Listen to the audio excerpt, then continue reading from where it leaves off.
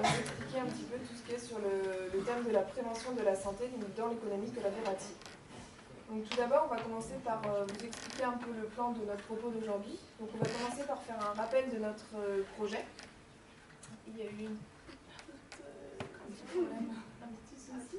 Après, on va vous parler des besoins nécessaires justement à notre projet et également du financement de ce projet. Voilà. Derrière, on va essayer de vous expliquer alors en fait les contraintes que pose notre projet en fait en ce qui concerne le contrôle des intervenants et également l'implication des différents acteurs, parce qu'en fait ça va être compliqué d'impliquer les acteurs de santé. Et en dernière partie, on parlera de tout ce qui est évaluation justement de la prévention comme il nous a été suggéré hier. Donc pour rappel, en fait, notre projet se base sur la création d'une communauté en fait, intergénérationnelle dans le but d'échanger en ce qui concerne les connaissances et les expériences vécues par les différentes personnes. Donc comme on l'a expliqué hier, en fait, les différents intervenants peuvent participer à différents types, soit au cours des ateliers. Au cours des ateliers, donc par exemple dans les écoles, ou alors comme on en a parlé hier, par le biais des types de réunions tupperware. Alors, donc une des principales contraintes de notre projet était en fait le contrôle et le recrutement des différents intervenants. Donc nous, on a expliqué ça sous forme de 2 étapes. Donc il y a une présélection déjà des intervenants. Donc pour la présélection des intervenants, on a identifié 2 types d'intervenants. Donc ceux qui sont déjà en fait ont des compétences qui sont validées donc par un diplôme. Donc par exemple, eux, on pourra les sélectionner sous forme de questionnaires, donc qui seront établis à l'avance par des professionnels de santé. Et le deuxième type d'intervenants, ça va être des intervenants qui en fait n'ont pas de compétences qui sont vérifiées, mais plutôt qui ont vécu des expériences particulières. Et du coup, à ces personnes-là, on pourra faire sous forme de formation en fait, pour vérifier les compétences qu'ils apportent. Et la deuxième partie, en fait, ce sera de faire une sorte de programme d'intervention, donc sous forme de protocole, en fait, comme pareil, hier, il nous a été souligné, donc pour justement essayer de cadrer les interventions et éviter, par exemple, d'arriver à des choses de sorte un peu gourou, secte, justement pour éviter d'arriver à des choses un petit peu particulières. Pour mettre en place notre plan d'action, il est nécessaire d'avoir certaines ressources. Donc, du point de vue matériel et technique, il sera nécessaire d'avoir un site web qui, en tout cas, aura une maîtrise d'ouvrage soit réalisée par une entreprise professionnelle, soit par une école d'informatique, avec un partenariat possible. Et le deuxième point concerne tout ce qui est support de communication via des flyers ou des affiches. Donc, il faudra un minimum de communication pour faire transposer nos valeurs et nos idées de communauté collaborative liées à la santé. Donc le deuxième point, pour faire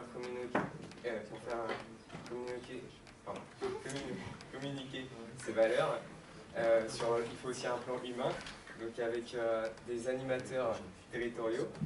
Vous pouvez voir qui sont à peu près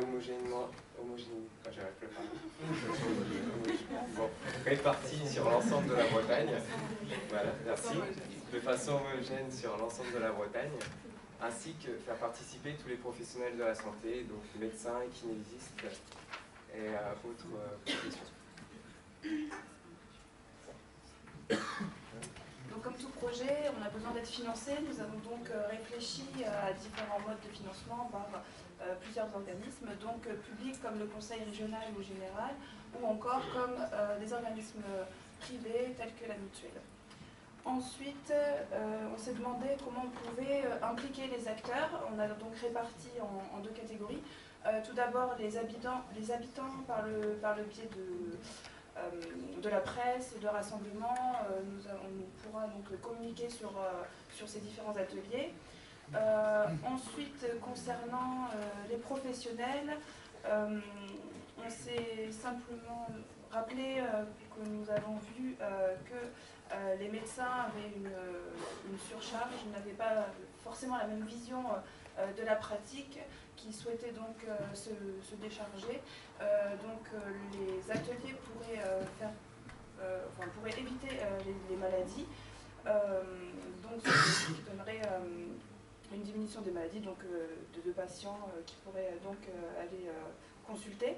Et aussi concernant les nouveaux médecins ou les nouveaux pratiquants en général, leur intervention dans les ateliers permettrait de faire une promotion et donc de se créer une clientèle. Donc, concernant l'évaluation de la prévention, donc, il sera nécessaire d'avoir un retour par rapport aux préventions et aux campagnes qu'on va réaliser. Donc pour cela, il est nécessaire de mettre au point des dispositifs d'évaluation capables de détecter des changements lents et incrémentiels. Parce que quand on est dans le milieu de la santé, les événements sont à long terme, voire intergénérationnels, et qu'il nous faudra des années, en tout cas pour voir les effets de nos campagnes. Donc c'est vraiment sur le long terme. Donc il y a 3 méthodes qui sont généralement utilisées dans le cadre de la prévention de la santé. La première est de réaliser une étude avant le lancement de la campagne et une après le lancement, donc à partir de critères comme l'IMC, le taux d'obésité ou le taux de fumeur dans les différentes communes.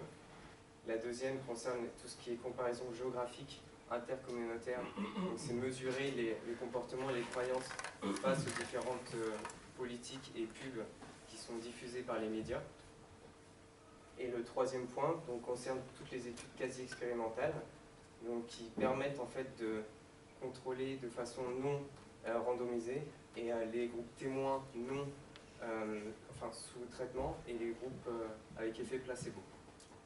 Donc ces données doivent être collectées par des organismes contrôlés tels que l'ORS. Le problème c'est qu'actuellement il y a une loi qui est en train de mise en place pour limiter la diffusion des données médicales, d'où une nécessité de voir à long terme et de trouver des moyens ou en tout cas aider ces organismes à continuer à avoir accès à ces données.